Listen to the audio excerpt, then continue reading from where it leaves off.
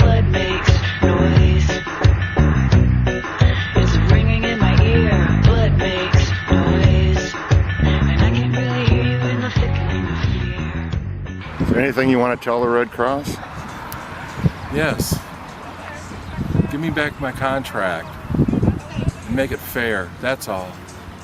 Don't make it anything other than just fair.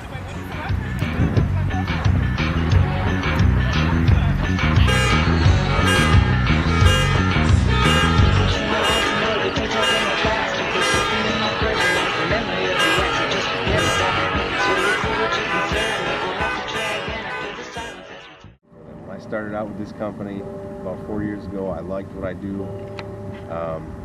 Thought the Red Cross had a good message behind them, but the longer you stay here, the more you read about and the more things you hear that it's not nonprofit anymore.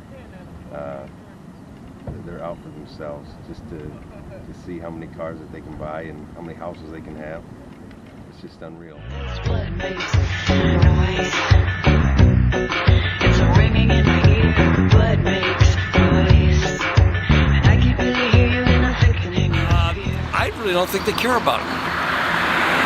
They just, it's just, what can we get out of them? They'll take care of it, and it's about profits. It's a non-profit organization that does have to have a profit to maintain reserves and to go, and they're just concerned about the bottom line.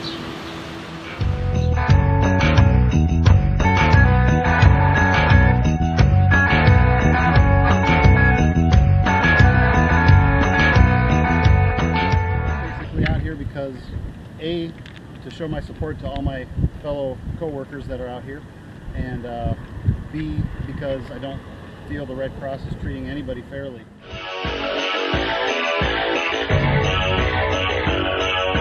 Wanted to help you, doctor, yes I really, really would, but the din in my head, it's too much and it's no good.